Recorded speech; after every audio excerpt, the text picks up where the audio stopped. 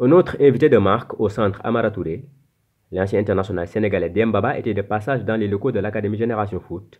Le joueur en a profité pour se prêter aux questions de quelques-uns des jeunes pensionnaires. Quand tu cherches, au bout d'un moment, tu sais ce que tu as besoin. Moi, personnellement, j'avais besoin de me dissocier du match. C'est-à-dire il fallait que je rentre dans le match au moment où le match commence. Avant ça, il faut que je sois distrait. Il faut que je rigole, que je discute avec les amis, que je regarde des trucs sur mon téléphone. Donc moi, c'était ma manière de pouvoir approcher les matchs. Parce que l'influx nerveux, pour moi, j'avais besoin d'un influx qui arrive au dernier moment. Si je commence à penser au match 2, 3 heures, 4 heures avant ou alors un jour avant, là c'était mort. La fierté du pays, il y en a, ça va être la fierté de la maison, de la famille. Il y en a, ça va être les... Bon, vous êtes jeunes encore. Les enfants, j'allais dire. J'espère que vous n'avez pas d'enfants encore. Hein. Il y en a, ça va être... Donc chacun, il a une raison personnelle. Essayez de chercher cette raison-là qui vous fait avancer tous les jours. Dembaba a eu une agréable surprise en rencontrant le directeur technique Abdoulaye Sarr, qu'il a eu comme sélectionneur adjoint en équipe nationale. Non, je suis juste venu visiter Olivier. J'ai croisé Abdoulaye Sarr, à ma grande surprise, parce que je ne savais pas qu'il travaillait là. Donc c'est avec grand plaisir que j'ai passé un moment avec lui. Et c'est tout simplement, vous savez, j'ai fini ma carrière il n'y a pas longtemps, donc je viens regarder un peu l'évolution du football au Sénégal et je suis très heureux de voir ce qui se fait ici. Il s'en est suivi une série de questions-réponses avec les joueurs de l'équipe Pro B. J'ai eu combien de jours? 1111, c'est incroyable ça. D'accord. Alors comment j'ai vécu ces 1111 jours?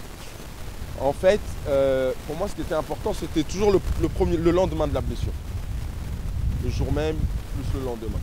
Parce que c'est là que se fait le switch. Tu passes d'un moment où tu es en forme, tu joues, tu cours, à un moment donné où tu te retrouves soit avec des béquilles sur un lit d'hôpital et tu bouges plus.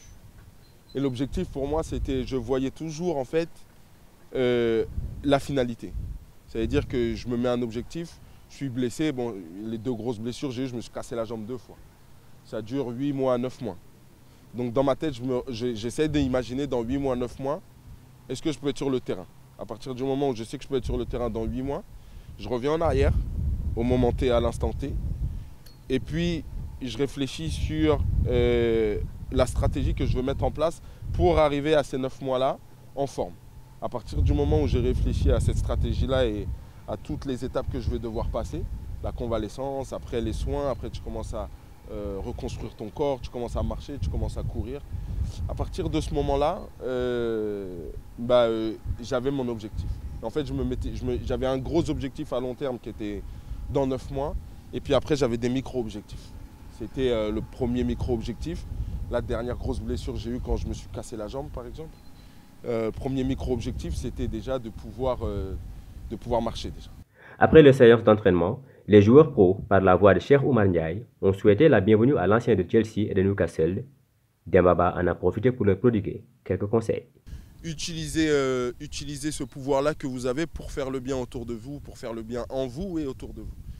Et prenez du plaisir. Parce que le plaisir, il n'y a rien de plus. On peut jouer pour... on a tous des objectifs, on a tous des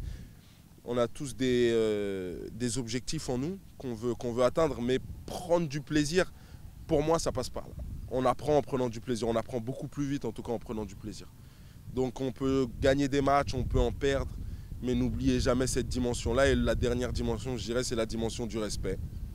Respectez vos coachs, respectez les gens qui s'occupent de vous, respectez vos coéquipiers et commencez par vous respecter vous-même.